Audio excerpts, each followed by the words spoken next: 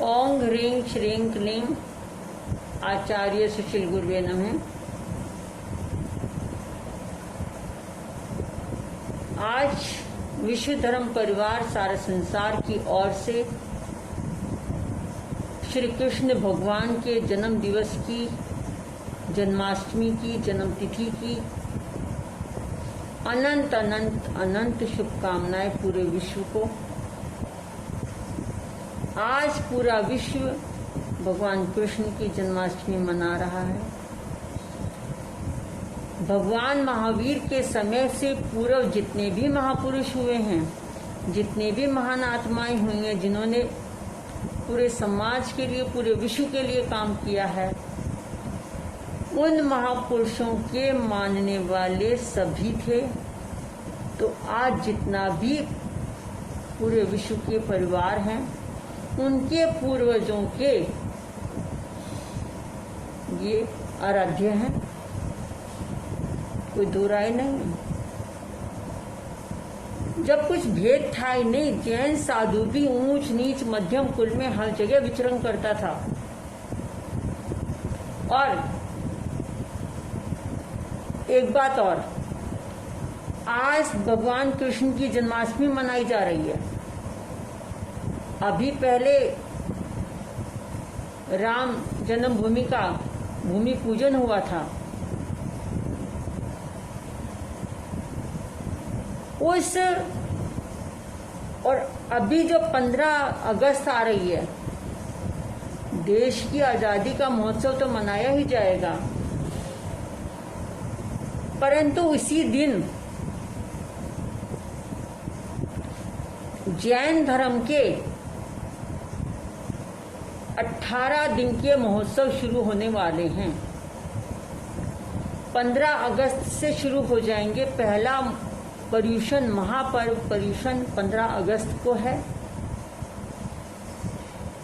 और उसके तीसरे और चौथे दिन भगवान कृष्ण की गाथाएं पूरे विश्व में गाई जाएंगी। जितने भी शतांबर स्थानकवासी साधु साध्वी कहीं पर भी बैठे हैं, और कोई गृहस्थ भी है, तो वो पूरे विश्व में बैठकर भगवान कृष्ण की गाथाओं को सुनेगा।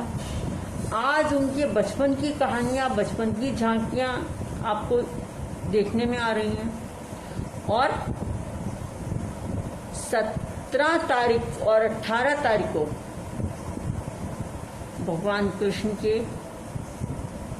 बड़े होने की बाद की कहानी, जब उन्होंने द्वारका बसा ली है, वह वर्णन वहां से शुरू होगा। और आपको मालूम है कि जैन मान्यता के अनुसार जब उन्होंने द्वारका बसा ली है, तो सबको पता है, द्वारका बसाने के बाद में उनको अपना छोटा सहोदर भाई प्राप्त हुआ है। कृष्ण भगवान 8 भाई हैं। जैन मान्यता के अनुसार ये 7 भाई, ये 7वें नंबर के हैं। और उसके बाद में द्वारिका पहुंचने के बाद में जब देवकी महारानी ने अपने मतलब भगवान कृष्ण के बड़े भाइयों को, 6 सहोदर भाइयों को जब देखा है भगवान अरिष्टनेमी के पास में दीक्षित, तो उनको अपने बचपन की एक कहानी, एक संस्मरण, कहानी नहीं संस्मरण याद आता है कि जब उनकी शादी हो रही थी, तो शादी होते समय उसके छोटे मामा अतिमुक्त कुमार, जो जैन साधु बन चुके थे, वो महलों में जब अपने परिवार के नाते नहीं, उस जमाने में साधु ऊंच नीच मध्यम कुल में हर जगह गोचरी के लिए जाता था। गोचरी मतलब आहार पाने के लिए वहां पहुंचे हैं, तो मतलब देवकी और उसकी भाभी जीवेशा दोनों बातें कर रही थी, अटखेलियां कर रही थी, छोटी उम्र है।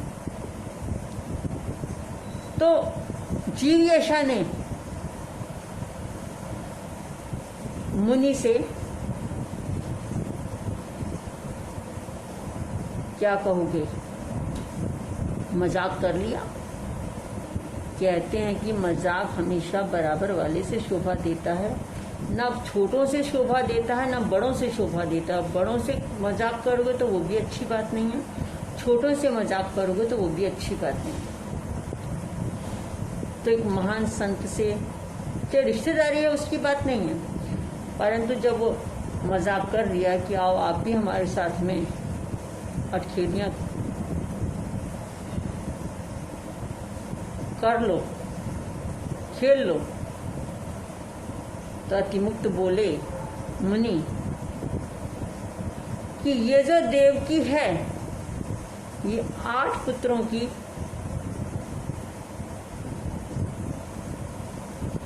नल कुबेर के समान इतने सुंदर पुत्रों की मां बनेगी, इसके जैसा पूरे संसार में कोई भी ऐसी पुण्यशाली माता नहीं होगी। और एक बात सुन जीवेशा, इसका होने वाला जो 7वां पुत्र है उसके हाथों तेरे पति का विनाश होगा, वह उसका काल बनेगा। कहते हैं ना कि कभी सत्य बात बोलनी नहीं चाहिए, कुछ मतलब ही नहीं था, आ जाते। इसी बात को सुनकर कहते हैं कि कंस ने देवकी को और वसुदेव को जेल में इसलिए डाल दिया था कि मालूम ही नहीं पड़ेगा कौन सा 7वां, कौन सा 6वां, कौन सा 5वां है।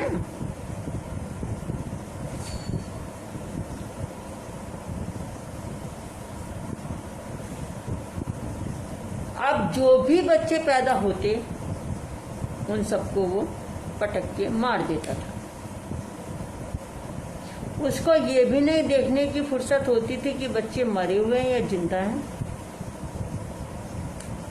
जैन मान्यता के अनुसार कि जब देवकी महारानी को ये पता हुआ तो वे बड़ी खुश हुई। उधर एक और है सुलसा, वो भी छोटी बच्चा है, उसको लिए किसी ने भविष्यवाणी की, मुनि ने, अवंता मुनि है शायद उनकी, किसी मुनि ने उनको भविष्यवाणी की कि तू मृतबंध्या होगी, तेरे बच्चे जो जितने भी होंगे वो सारे मरे हुए पैदा होंगे। छोटी सी उम्र, बच्चा फिर भी हर बात समझता है। उसने उसी समय से उसने सुन रखा था कि हिरण्यगवेशी देवता जो होते हैं वो वरदान देते हैं। उसने अपनी बाल बुद्धि से एक छोटी सी मूर्ति बनाई और उसकी रोज पूजा करती है।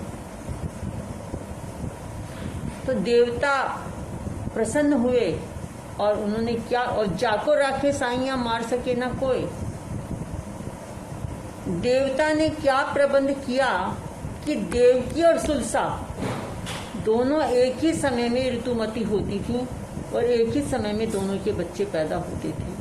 तो वो हिरण्यगवेशी देवता सुलसा के मरे हुए बच्चों को लाकर देवकी के पास रख देता था और देवकी के जीवित पुत्रों को उठाकर रिसाकर सुलसा के पास में रख देता था। सुलसा के बच्चों को देवकी के यहाँ पहुंच गए और देवकी के बच्चों को किसने पाला है? सुलसा माता ने। आपस में दोनों को तो पता ही नहीं है कि कहाँ क्या है। एक दिन भगवान अरिष्टनेमी द्वारका में पधारे और उनके साथ में देवकी महारानी के वह 6 बच्चे दीक्षित हो चुके हैं, साधु बन चुके हैं। बेले बेले यानी कि 2-2 दिन का पारना करते, 2 दिन की तपस्या करते हैं और तीसरे दिन पारना करते हैं। और ये भी कह सकते हैं कि उस जमाने में 2 दिन तक भूख नहीं लगती थी। तो ये उस जमाने की बात कह लीजिए या उससे पहले की कह लीजिए। तो बेले बेले तप का पारना करते हैं। 2-2 के सिंघाड़े में, 2-2 के जनों के टोले में भगवान से आज्ञा लेकर तीनों के तीनों टोली वहां से भगवान के पास से चल दिए। समय की बात है कि कृष्ण भगवान भी 6 महीने में एक बार कहाँ आते थे, अपनी माता के दर्शन करने आते थे। माता के दर्शन करने आते थे और ये वही दिन था कि जब कृष्ण भगवान ने अपनी माता के दर्शन करने आना है। और इधर से ये जो देवकी महारानी के बड़े 6 पुत्र हैं, कृष्ण भगवान के बड़े भाई हैं, ये भी 2-2 के टोली के हिसाब से ये देवकी महारानी के महलों में गोचरी के लिए आर पानी लेने के लिए वहां पहुंच जाते हैं।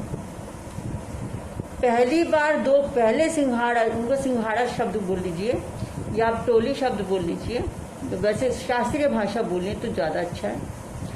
पहला सिंघाड़ा जब वहां पहुंचता है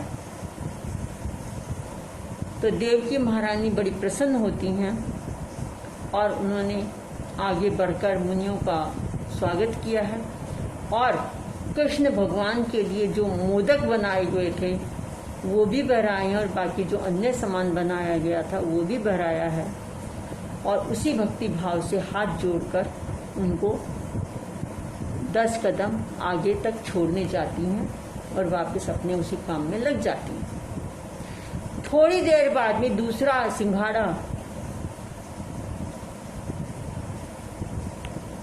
देवकी महारानी के महलों में पहुंचा है। शक्लें सबकी एक जैसी हैं, कोई नहीं पहचान सकता कि ये पहले वाले ही हैं दूसरे वाले हैं। उसी भक्ति भाव से देवकी महारानी ने इनको भी आहार भरा दिया। उनके देवकी महारानी को तो सिर्फ ये पता है कि अभी तो ये लेके गए थे, अब ये दोबारा आए हैं। उसको नहीं पता है कि ये दूसरा टोला है, ये दूसरे 2 भाई आए हैं, ये दूसरे 2 जने आए हैं, उसको नहीं पता। देवकी को तो सिर्फ, देवकी महारानी को तो सिर्फ इतना सा पता है कि जो अभी आए थे उन्हीं को मैं दोबारा दे रही हूँ, परंतु मन में इतना सा भी ये नहीं है कि कोई भी भक्ति में इतनी सी भी कमी हो। उसी भक्ति भाव से 10 कदम आगे तक विदा करके आती हैं, वंदना करती हैं और अपने काम में लग जाती हैं। समय की बात, अब जो तीसरा सिंघाड़ा है वो भी घूमता फिरता पूरे नगरी में कहाँ आ जाता है, देवकी के महलों में। देवकी महारानी को अभी भी यही पता है कि वही पहला सिंघाड़ा, वो जो पहला जो 2 साधु आए थे वही दोबारा है। अभी वही 2 साधु दोबारा तीसरी बार फिर आए हैं भोजन लेने। उसने भोजन देने से पहले ये नहीं कहा कि अभी तो आप 2 बार लेके जा चुके, नहीं। उनको उसी भक्ति भाव से, प्रेम से भोजन को आहार पानी की व्यवस्था दी है। और आहार पानी बढ़ाने के बाद हाथ जोड़कर खड़ी हो गई, बोली कि महाराज एक बात पूछूं कि 3 खंड के अधिपति कृष्ण की नगरी में क्या साधुओं के लिए भोजन नहीं है कि जिसके के लिए आपको 3 बार यहाँ इस एक ही घर में आना हुआ? तब वो साधु बात खोलते हैं, वो कहते हैं कि हे देवकी महारानी, हम बार बार नहीं आए हैं, हम एक समान 6 भाई हैं, एक ही माता के जाए हैं और बेले बेले तप का पारना करते हैं। भगवान अरिष्टनेमी के पास में दीक्षित हुए हैं। आज सबका हमारा पारने का दिन है और ये समय की बात है कि हम तीनों का सिंघाड़ा 2-2 करके हम आपके घर में भिक्षा को लेने पहुंच गए। अब देवकी महारानी को उस समय वो बात याद आई अतिमुक्त कुमार की, जो उसके छोटे मामा हैं, कंस के भाई, कि उन्होंने तो ये कहा था कि देवकी एक समान 8 नल कुबेर जैसे 8 पुत्रों को जन्म देगी और ऐसी कोई दूसरी माता नहीं होगी कि जो इस तरह के पुत्रों को पैदा करेगी। मैं सामने देख रही हूँ 6 पुत्र ये सामने हैं और ये बिल्कुल कृष्ण के समान दिखते हैं, कृष्ण से शक्लें मिलती हैं।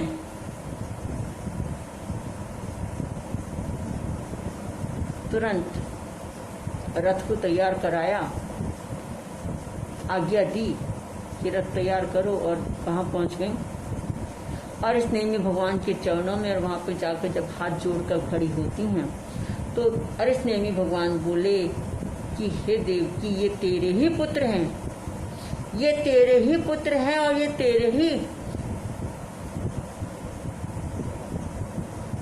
कोख के जाए हैं। हिरण्यवेशी देवता ने सुलसा की भक्ति से प्रसन्न होकर तेरे मरे हुए, तेरे जीवित पुत्रों को सुलसा के यहाँ पहुंचाया, और वो मृत वंध्या पुत्रों की माँ बनती थी, वो उस मरे हुए पुत्रों को वो तेरे पास में रख देता था। अब ये सब जानकर देवकी महारानी प्रसन्न भी होती हैं, दुखी भी होती हैं, और जब जहाँ अपनेपन की मुहर लग जाती है, अपनेपन की मुहर लगने के बाद में सृष्टि ही बदल जाती है, ये तो मानोगे। अब वो उन 6 भाइयों के दर्शन करने वहाँ पहुँचती हैं, प्रसन्न हो रही हैं, और जब उनका मन उनको देख के भर जाता है तो वापस अपने रथ की ओर बैठकर, रथ में बैठकर महलों में आती हैं। और उधर से कृष्ण भगवान भी 6 महीने में एक बार जो मिलने आते थे, वो भी देवकी के पास में आए हैं, चरणों में झुक के प्रणाम किया है, और माता का चेहरा देखा है तो बड़ा उदास है। माता मुझे देख के इतनी प्रसन्न हो जाती थी कि मैं फूला नहीं समाता था, मेरी 6 महीने की शक्ति वापस मेरी इकट्ठी हो जाती थी। मैं इस माता का खिला हुआ चेहरा देखकर, माता के चरणों में प्रणाम करके मुझे बहुत कुछ मिल जाता था, और आज मेरी माता कुछ उदास है। पूछा कि ऐसा है बेटा, मैंने 7 पुत्रों को जन्म दिया है, 60 बेटों को जन्म दिया है, परंतु मैंने एक का भी बचपन कभी भी मैंने नहीं खिलाया, मैंने एक को भी गोद में लेके नहीं देखा, एक को भी मैंने प्यार नहीं किया, किसी ने मुझे माँ कहकर नहीं पुकारा, किसी ने मुझे तोतली भाषा में, मैंने किसी की आवाज़ नहीं सुनी, किसी के पैरों की झुंझुने जो पायल बजती है वो नहीं सुनी, किसी के मैंने खिलौने उठाकर मैंने समेट कर नहीं रखे, इसलिए मैं उदास हूँ। चलना मैं बन जाता हूँ, मैं बन जाता हूँ छोटा, तू मुझे जैसे मर्जी खिला ले। नहीं, मुझे तो छोटा बच्चा ही चाहिए, वास्तव में तेरा भाई चाहिए मुझे। कोई बात नहीं, जो आ गया। पोषदशाला में गए, पोषदशाला में जाकर वहां पर 3 दिन की तेला किया, तपस्या किए, देवता उपस्थित हुए हैं, और हिरण्यवेशी देवता ने उनको वरदान दिया है, तेरे सहोदर भाई होगा, परंतु युवावस्था में आकर साधु बन जाएगा। कृष्ण भगवान ने सोचा कि माता की इच्छा तो पूरी हो जाएगी ना, युवावस्था में आकर क्या होगा वो देखेंगे बाद में, वो नहीं सोचा। और वरदान देके माता के चरणों में आए, उनको प्रणाम करके सब बातें बोल दी, और समय आने पर उनके सहोदर भाई पैदा हुआ। माता भी प्रसन्न है, कृष्ण भगवान भी प्रसन्न है, पूरी नगरी प्रसन्न है। आज भी हम सब भी प्रसन्न हैं, कृष्ण भगवान के छोटा भाई पैदा हुआ है। कृष्ण भगवान के जब छोटा भाई पैदा हुआ है तो सारी क्रियाकलाप जैसे मनाए जाते हैं वो सब मनाए गए। मनाने के बाद में बच्चा बड़ा होता गया, पढ़ता गया, सारी सुंदर इतना है, क्या कोमल इतना है, उसका नाम क्या रखा गया, गज सुकुमार। गज सुकुमार का मतलब ये है कि उनका जो पैरों के जो तलुए थे वो इतने कोमल थे, इतने कोमल थे, हाथी का जो तालु होता है, जीभ होती है, उसके समान कोमल थे, तो इसलिए उनका नाम रखा गया गजसुकुमार। और गजसुकुमार कहते हैं कि जब 18 वर्ष के हुए, और होनी बलवान होती, होनी को कोई नहीं टाल सकता। अरसनेमी भगवान वापस घूमते हुए, विचरण करते हुए, उपदेश देते हुए उसी द्वारका नगरी में पधारते हैं। कृष्ण भगवान भी उनका उपदेश सुनने जाते हैं। जब वो उपदेश सुनने जाते हैं, गजसुकुमार भी जाते हैं साथ में। अब गजसुकुमार भी जब उनके साथ में जाते हैं, तो रास्ते में ही सोमिल ब्राह्मण की थोड़ी सी बिटिया है, सोमा नाम की। कृष्ण भगवान ने ये सोचकर कि ये बड़ी होकर गजसुकुमार की पत्नी बनेगी, रानी बनेगी, और उसको महलों के रहने उचित योग्य शिक्षा देने के लिए अपने संबंधित अधिकारियों को आदेश दिया, और वो सब काम उधर काम हो गया। और इधर भगवान के चरणों में कृष्ण भगवान भी पहुंचे हैं, गजसुकुमार भी पहुंचे हैं, और क्या एक ही उपदेश सुना है, और एक ही उपदेश सुन के उनको वैराग्य हो गया। और वैराग्य होने के बाद में घर आए। घर आने के बाद बोले कि भाई मुझे तो साधु बनना है। कृष्ण भगवान वो सब बातें, हिरण्यवशी देवता की वो सब बातें भूल चुके थे। उन्होंने बहुत समझाया, बहुत कहा, माता ने भी समझाया, पिता ने भी समझाया, सबने समझाया, नहीं माने। तो माता ने कहा कि चल एक इच्छा पूरी कर दे, एक दिन के लिए तू पहले तो राजगद्दी संभाल ले, राजगद्दी संभाल ले, उसके बाद में फिर जैसा तू कहेगा वैसा हम कर लेंगे। अब मौनम स्वीकृति लक्षणम, उन्होंने कुछ बोले नहीं। उनकी राज्याभिषेक हो गया। राज्याभिषेक होने के बाद में कृष्ण भगवान हाथ जोड़कर खड़े हैं। हे राजन, आपकी क्या आज्ञा है? जो आपकी आज्ञा हुआ उसका हम पालन करेंगे। और उन्होंने क्या कहा? मेरी दीक्षा की तैयारियां कराओ, मेरा दीक्षा महोत्सव मनाया जाए। मेरा दीक्षा महोत्सव भगवान के चरणों में होगा। अब जब जो होता है, उनका दीक्षा महोत्सव मनाया गया और भगवान के चरणों में जाके दीक्षित हो गए। सुबह दीक्षा ली है, और तीसरे पहर का मतलब क्या हुआ? 9 और 12, 2 बजे के आसपास, 2 बजे के आसपास या 1 बजे के आसपास, तीसरे पहर में जाके भगवान के श्री चरणों में, अपने गुरु के चरणों में जाके हाथ जोड़कर खड़े हो गए कि मैं क्या करना चाहता हूँ। महाकाल की आराधना करना चाहता हूँ।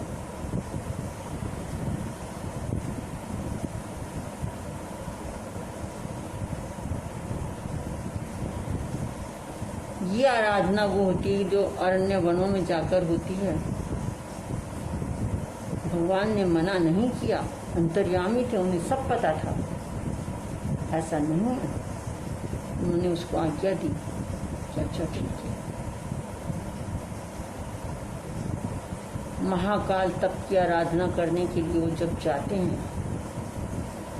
जंगल में जाकर उन्होंने अपनी जगह ढूंढी है, प्रक्षालना की है, और जो भी विधि विधान होता है कि जंगल जाने की भी कहाँ जाना पड़ेगा, वो भी सब देखभाल के बैठते हैं। अब तपस्या में लिंग खड़े हो गए ध्यान में। इधर से सोमिल ब्राह्मण, जिसकी लड़की को वहां पर क्या किया गया था, महलों के अंदर रखवाया गया था कि वो इसकी गजसुकुमार की पत्नी बनेगी। अरे सुबह कल तो उसकी लड़की को मेरे को वहां पर पहुंचाया है महलों में, और आज ये साधु बन गया, यहाँ पर खड़ा है। पूर्व जन्म का वैर निकाचित कर्म होते हैं जो टाले नहीं टलते। बैर हमें नहीं पता कि क्या है, हमने क्या किया था पूर्व जन्म में। हम ये नहीं कह रहे कि उनको अपना पूर्व भव याद आया है, परंतु कहते हैं कि 96 लाख भव पूर्व दोनों ये ताई और भतीजा, भतीजा नहीं, देवरानी का बच्चा, शोकन का बच्चा,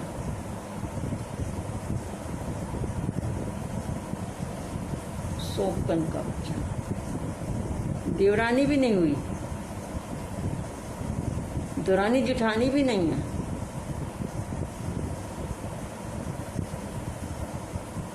तो वो बड़ी है, हाँ, तो वो बड़ी है और ये छोटी रानी के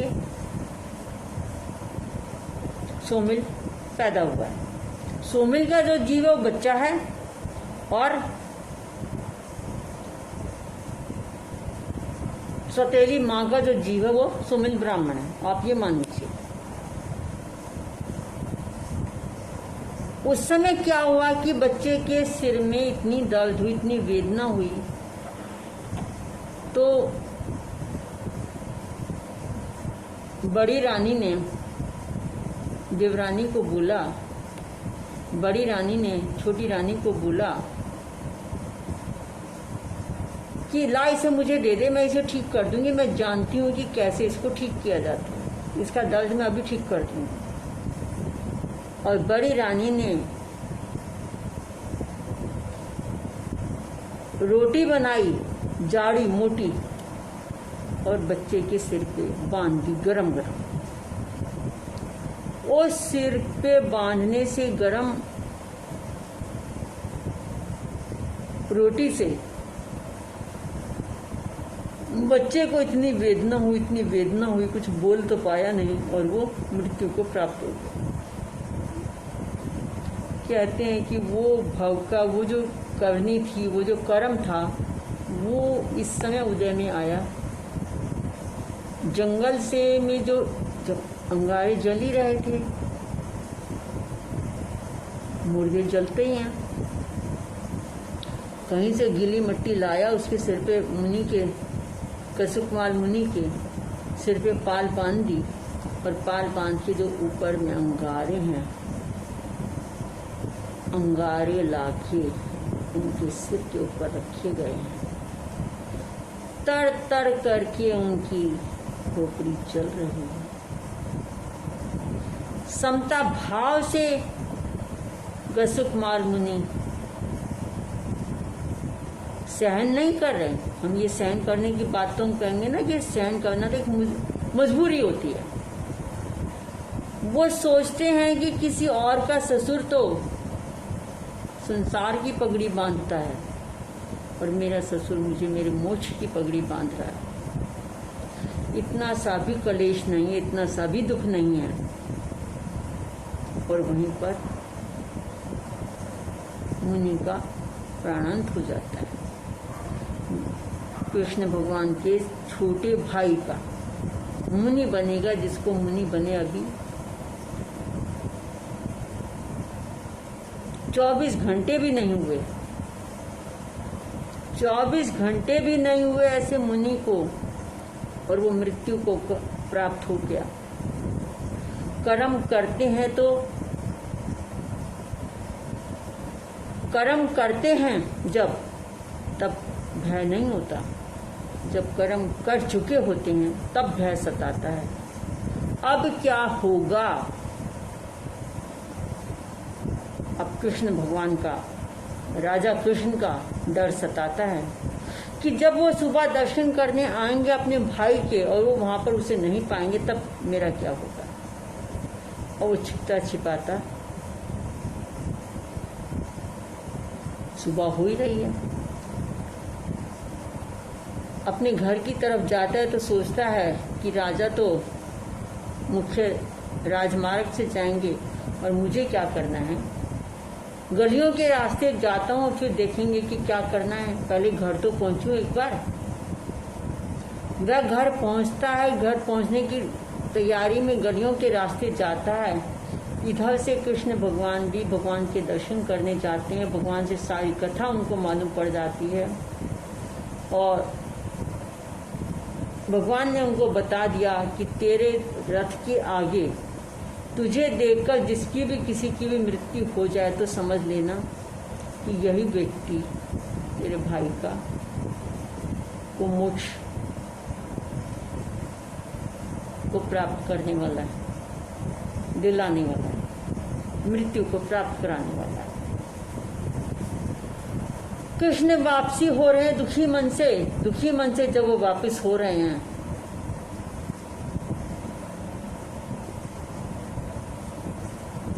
सोचते हैं कि राजमार्ग से क्या जाऊंगा, तो खुशी थोड़ी ना हो रही है। गलियों के रास्ते जाते हैं। भगवान ने ये नहीं कहा था कि तो गलियों के रास्ते जाना या मुख्य मार्ग से मत जाना। वो गलियों के रास्ते, गलियां भी बहुत बड़ी बड़ी होती थी, गलियों के रास्ते जब वो जा रहे हैं तो सामने से सोमेन आया है और एकदम कृष्ण को देखते ही वहीं पर भय से जमीन पर गिरकर वहीं खत्म हो जाता है। कृष्ण समझ जाते हैं 3 खंड के अधिपति हैं। उसको घसीटवा के पूरे नगर में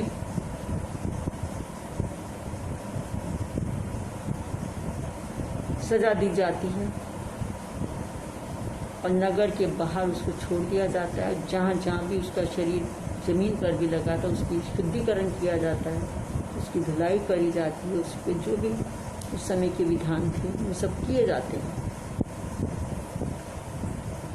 तो अब 18 तारीख को 15, 16, 17 और 18 तारीख को कृष्ण भगवान का वर्णन पूरे विश्व में होगा और खूब आनंद और उल्लास के साथ मनाया जाएगा। किस तरह से भगवान का, कृष्ण का अंत होता है, किस तरह से द्वारका का विनाश होता है।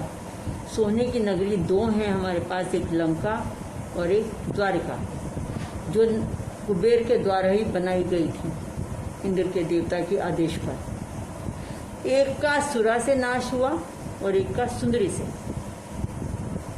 ये सब बातें फिर कभी करेंगे। ओम शांति। कल्याण हो, मंगल हो, आनंद हो। हंसते रहो, मुस्कुराते रहो, गुनगुनाते रहो, अपनी हर इच्छा पूरी करते रहो। बोल अरहत भगवान की जय। चत्तारि मंगलं अरिहंता मंगलं सिद्धा मंगलं साहु मंगलं केवलिपणत्तं धम्मं मंगलं। चत्तारि लोग गुत्यमा अरिहंते लोग गुत्यमा सिद्धे लोग गुत्यमा साहु लोग गुत्यमा केवलिपणत्तं धम्मं लोग गुत्यमा।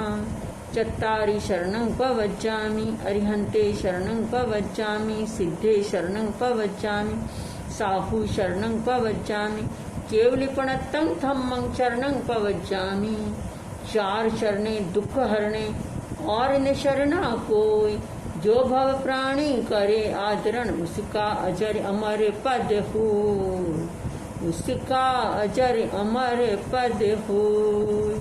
ओम शांति शांति शांति ओम। बोला आदिनाथ भगवान की जय।